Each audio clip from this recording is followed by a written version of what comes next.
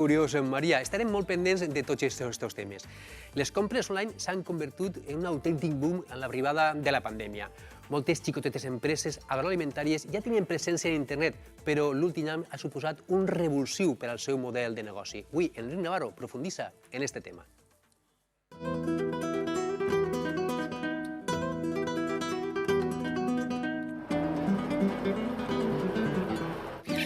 Víctor, bon dia. Bon dia, què tal?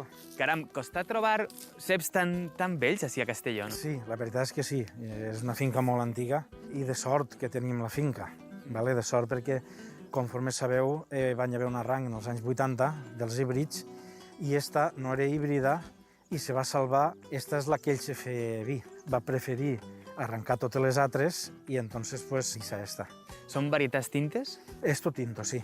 N'hi ha garnatxa tintorera, n'hi ha algo de tempranillo i després tenim dos varietats que estem treballant en conselleria per a veure quines varietats són perquè no estan acabats d'identificar. Molt bé, però tu has anat plantant també altres varietats. Ara mateix tenim vinyes en la zona de la Barona i després a Cincabanes nosaltres teníem bresquilles antes. Entonces, on teníem bresquilleres, pues, han posat ara vinya de nova. Quins tipus de vins esteu fent? Fem vins tranquils, que són els vins normals, el blanc, el rosat, el tinto, i després també fem vins espumosos. Dins dels vins espumosos fem dos tipus de fermentacions, la mètode champenois, la clàssica, que és com un cava o com un xampany, i després fem un mètode que se diu mètode ancestral. Ah, caram, podíem acompanyar-te al celler i ens ho mostres? Molt bé, quan vulgueu.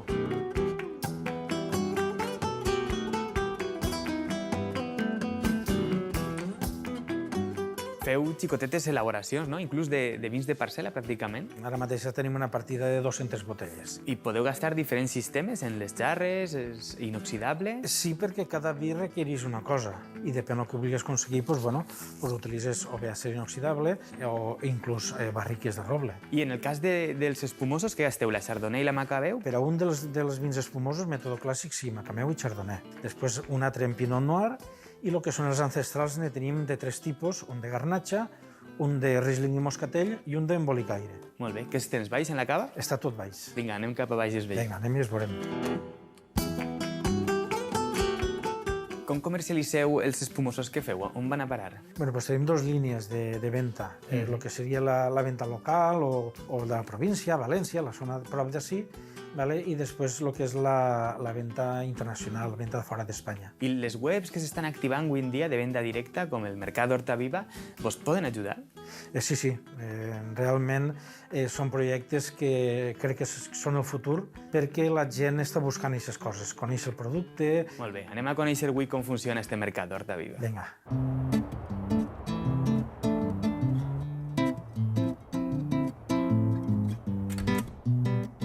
María Ángeles, finalmente esteu ya así en el nuevo obrador, ¿no? Sí, finalmente, tras muchos quebraderos de cabeza, al final ya estamos aquí, llevamos unos 6 meses de actividad. Quin tipus de productes són els que podeu fer així? Pues mira, hacemos desde salsas, patés, ahora mismo estamos haciendo producto fresco, también envasado, envasamos hortalizas y verduras, también hacemos bebidas vegetales, hacemos postres, estamos haciendo, lo último que hemos incorporado son fermentados de frutos secos. El confinament vos haurà afectat d'alguna manera, no? Bueno, de momento nos afectó a la hora de las fechas para venirnos aquí, porque nos veníamos la semana de fallas, con lo cual nos paralizó todo el proyecto y nos pudimos venir en mayo. Entonces, y a partir de ahí, bueno, la situación es la que es y nos vamos adaptando poco a poco a lo que hay. I al no poder fer-se mercats ni els models de venda que teniu habitualment, la venda online pot ser una alternativa? Sí, perfectamente. En nuestro proyecto cada vez estamos más presentes en la venta online y es un mercado que va creciendo poco a poco. Ei, Miquel. Hola. Escolta, vosaltres no éreu una empresa d'agroturisme? Sí, érem i som. Els que ens falten ara són els turistes, que evidentment per la pandèmia no poden tindre. I heu hagut de fer de la necessitat virtut, que es diu?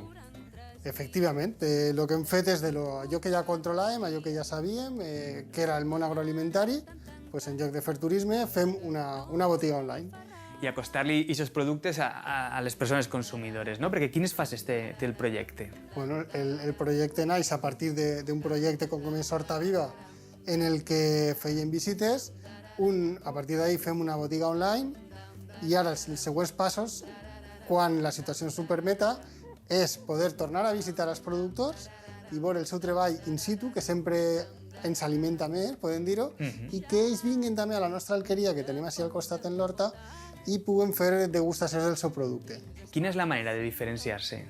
Bé, nosaltres pensem que tot el bagatge que tenim de 11 anys havent treballat en productors, coneguem molt bé els productes, sabem diferenciar quins són de més qualitat i també una cosa molt important, que tinguin un preu just, que no se dispari el preu, i així intentem fer una gran selecció i se treball al consumidor. La pots regalar.